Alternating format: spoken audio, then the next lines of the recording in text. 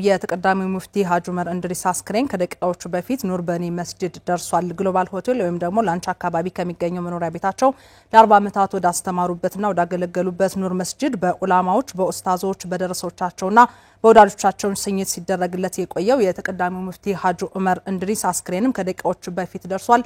ስነ ስርዓቱን እየተከታተለ የሚገኘው ዘጋቢያችን ኢብራሂም መሐመድም ተጨማሪ መረጃ ሊያደርሰን በቀጥታ መስመራችን ላይ ይገኛል።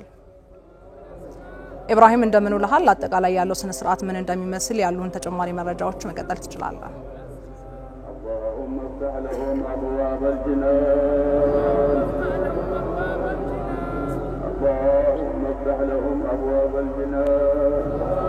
አመሰግናለሁ ስፈልግ እንግዲህ የተቀዳሚ ሙፍቲ ሀጂ ዑመር እንድሪስ አስክሬን ከደቂቃዎች በፊት ወደ ኑር ወይም በኒ መስጂድ ፒያሳ ደርሷል። ላንቻ አካባቢ ከሚገኘው የመኖሪያ ቤታቸው ለ40 ዓመታት ሲያገለግሉ ሲያስተምሩ ወደ ነበረው ነው እንግዲህ ወደ ኑር መስጂድ በኡለሞች፣ በኡስታዞች፣ በደረሰዎቻቸው፣ በወዳጆቻቸው ሽኝት ተደርጎላቸው ወደ ኑር ወይም በኒ መስጂድ የደረሰው ማለት ነው። እንግዲህ የቀድሞ የኢትዮጵያ እስልምና ጉዳዮች ጠቅላይ ምክር ቤት ፕሬዝዳንት ተቀዳሚ ሙፍቲ ሀጂ ዑመር እንድሪስ በአሁኑ ሰዓት የሰላተል ጀናዛ ሊሰገድ በበኒ ወይም ኑር መስጂድ ተገኝቷል ማለት ነው። የተቀዳሚ ሙፍቲ የህዝበ ሙስሊሙ ብቻ ሳይሆን በምክራቸውና በተግሳጻቸው በመላ ኢትዮጵያውያን መወደድና ክብርን የተጎናጸፉ ታላቅ አባትና መሪ ነበሩ። የሀገር ሽማግሌ ዋርካ በመሆን ኢትዮጵያውያንን በእምነት፣ በጎሳ፣ በብሔር ሳይነጣጥሉ ሳይለያዩ የመከሩ አባት ነበሩ። በአንድ ወቅት ለመላ ኢትዮጵያውያን ሰው ሁኑ፣ ሰውነት ይቀድማል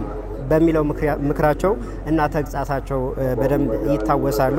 የተቀዳሚ ሙፍቲ ሀጂ ዑመር እንድሪስ የቀድሞ የኢትዮጵያ እስልምና ጉዳዮች ጠቅላይ ምክር ቤት ፕሬዝዳንትና የኢትዮጵያ ሃይማኖት ተቋማት ጉባኤ የበላይ ጠባቂ በመሆንም አገልግለዋል። ተቀዳሚ ሙፍቲ ሀጂ ዑመር እንድሪስ የሰላም፣ የፍቅር፣ የአንድነት ተምሳሌት የነበሩ አባት ናቸው። በሁሉም ኢትዮጵያውያን ዘንድ የተከበሩ፣ የተወደዱ፣ እጅግ በጣም የሚናፈቁ፣ የሚሳሳላቸው አባት ነበሩ። በመልካም ስብዕናቸው፣ በርህራሄያቸው በጣም ይታወሳሉ።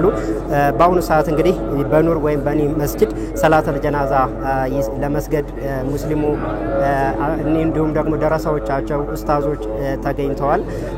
የሰላተል ጀናዛ ስግደት ከተከናወነ በኋላ በሚሊኒየም አዳራሽ በይፋ ሽኝት ይካሄድላቸዋል። ከዛም የመንግስት የስራ ኃላፊዎች እንዲሁም ደግሞ ወዳጆቻቸው የተለያዩ በሁሉም ዘንድ የሚወደዱ፣ የሚከበሩ፣ የሚናፈቁ ዋርካ የሆኑ አባት ናቸው። በስግደት እና በሚሊኒየም አዳራሽ ደግሞ ሽኝት ከተደረገላቸው በኋላ 10 ሰዓት ስርዓተ ቀብራቸው የሚፈጸም ይሆናል። በአሁኑ ሰዓት እንደምንመለከተው ከበኒ መስጂድ ወይም ኑር መስጂድ የተለያዩ ቦታው ጠቦ ሙስሊሙ የተለያዩ አድናቂዎቻቸው የተለያዩ የሃይማኖት ገደብ የሌላቸው አባት ናቸው። ለሁሉም በአባትነት ምክራቸው የሚጣፍጥ ምክራቸው ወደ ነፍስህ ገብቶ ስብዕናን የሚቀይር አባት ነበሩ።